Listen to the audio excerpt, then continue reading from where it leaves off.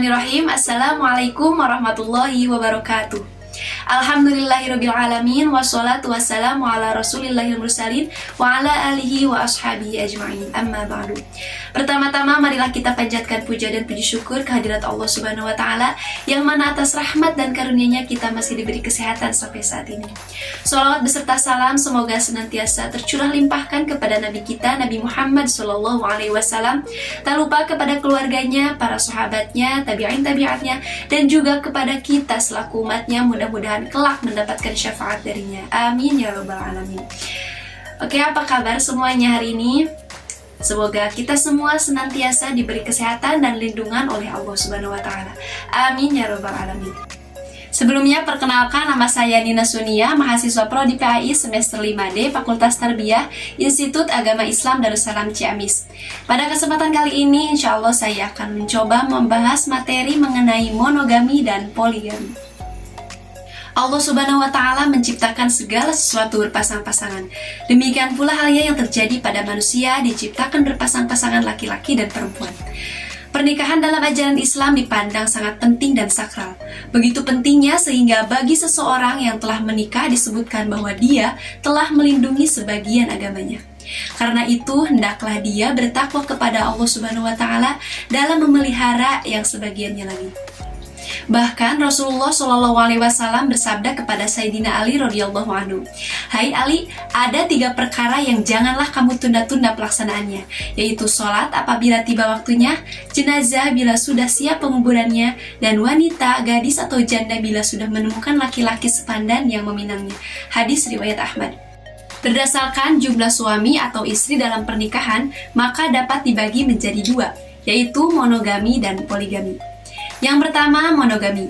Monogami berasal dari bahasa Yunani yaitu monos yang berarti satu atau sendiri dan gamos yang berarti pernikahan. Jadi monogami adalah suatu keadaan di mana seorang laki-laki hanya menikahi seorang perempuan dalam satu waktu. Yang kedua, poligami. Poligami berasal dari bahasa Yunani yaitu apolus yang berarti banyak. Dapat diartikan sebagai suatu sistem pernikahan yang membolehkan seseorang menikahi lebih dari satu pasangan dalam waktu yang bersamaan. Poligami terdiri dari 2 macam, yaitu poligini, yaitu laki-laki yang beristri lebih dari 1, dan poliandri, yaitu perempuan yang bersuami lebih dari 1.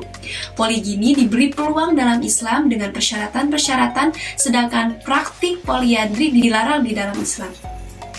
Pembahasan mengenai poligini inilah yang kemudian dalam negara-negara Indonesia dan negara-negara lainnya lebih populer dengan sebutan poligami.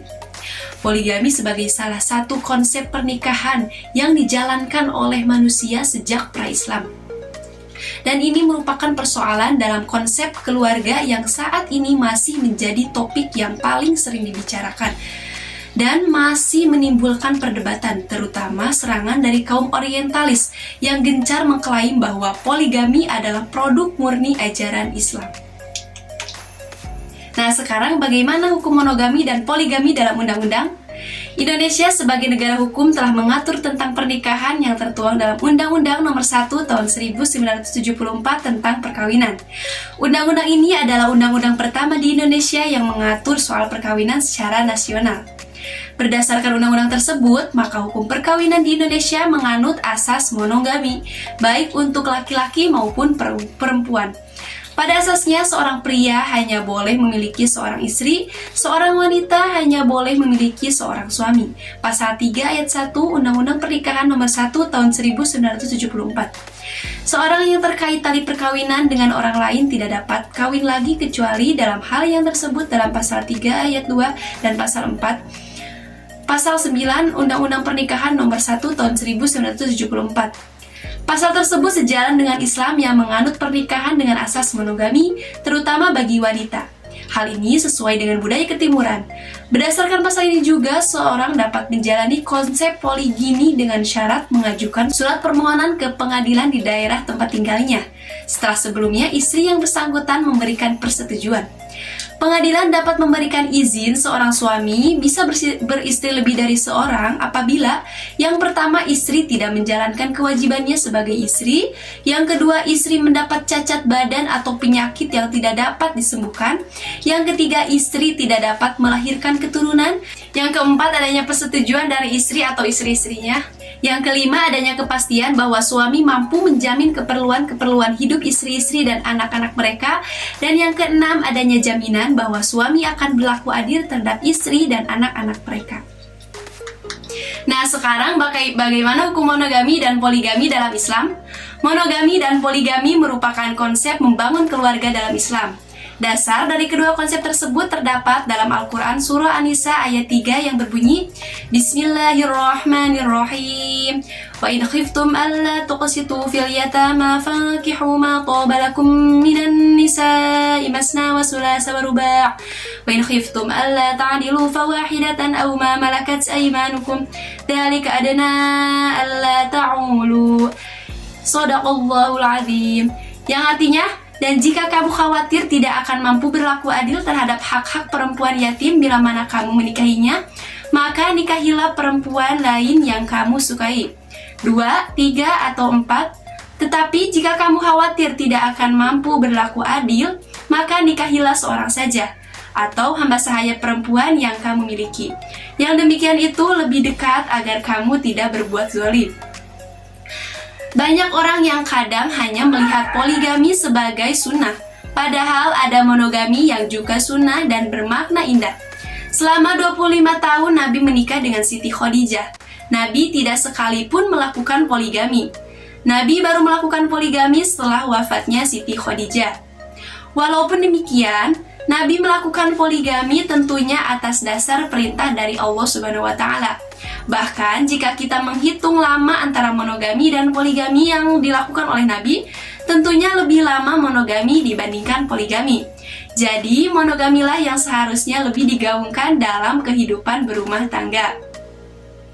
Monogami tentunya lebih tepat untuk kita terapkan dalam menjalani pernikahan. Hal ini dikarenakan monogami dapat melanggengkan hubungan suami istri.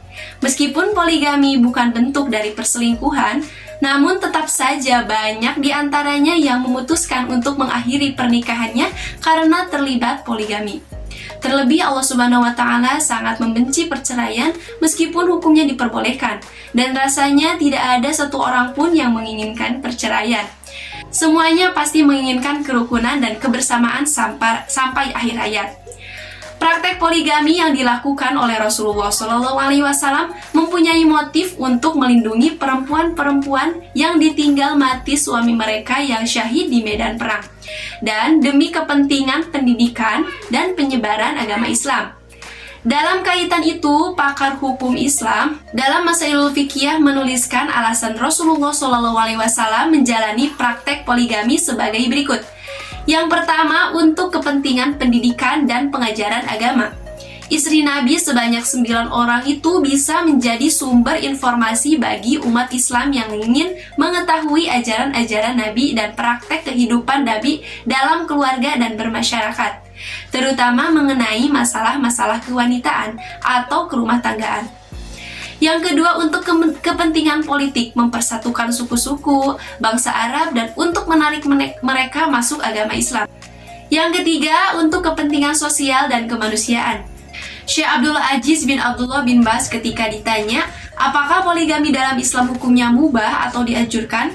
Beliau rahimahullah menjawab, poligami hukumnya disunahkan bagi yang mampu, karena firman Allah Subhanahu wa Ta'ala.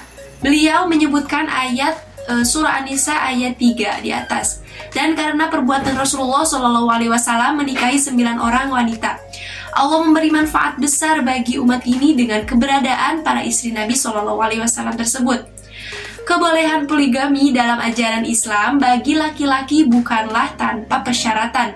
Dalam Quran Surah An-Nisa ayat 3, Islam memberikan batasan dan syarat-syarat yang cukup ketat dalam berpoligami, yaitu hanya dibatasi 4 orang istri saja, serta suami harus bisa berlaku adil di antara 4 orang istrinya. Ringkasnya, keadilan itu memegang peranan utama untuk menentukan status hukum halal atau haramnya lelaki berkawin lebih dari 1 orang wanita. Keadilan yang dimaksud ialah mengenai hal-hal yang zohir, seperti giliran untuk bermalam. Akan tetapi, mengenai isi hati tentu tidak diwajibkan adanya keadilan, seperti rasa cinta kepada yang seorang melebihi kepada yang lain. Meskipun dalam hal perasaan cinta seseorang tidak dapat berlaku adil, tetapi Allah melarang perasaan cinta yang berlebihan terhadap salah seorang istri sehingga menyebabkan istrinya yang lain terlantarkan. Berdasarkan Quran Surah An-Nisa ayat 129 yang artinya, dan kamu tidak akan dapat berlaku adil di antara istri-istrimu, walaupun kamu sangat ingin berbuat demikian. Karena itu, janganlah kamu terlalu cenderung kepada yang kamu cintai, sehingga kamu biarkan yang lain berkatung-katung. Dan jika kamu mengadakan perbaikan dan memelihara diri dari kecurangan, maka sungguh Allah Maha Pengampun, Maha Penyayang. Dengan demikian, seorang laki-laki yang tidak memiliki kemampuan untuk berpoligami, maka ia dilarang atau diharamkan berpoligami, karena akan membawa kepada kezoliman terhadap perempuan dan anak-anak. Sedangkan Allah mengharamkan segala bentuk kezoliman, sebab kezoliman merupakan lawan dari keadilan itu sendiri. Jika seorang suami tidak berlaku adil kepada para istrinya, maka sudah pasti ia berlaku zolim. Substansi pelarangan poligami itu adalah tegaknya keadilan dan terhindarnya manusia dari perlakuan yang aniaya kepada yang lainnya. Demikian materi yang dapat saya sampaikan. Mohon maaf jika banyak kesalahan dan kekurangannya, karena kebenaran hanya dari Allah Subhanahu wa Ta'ala dan kesalahan dari saya sendiri.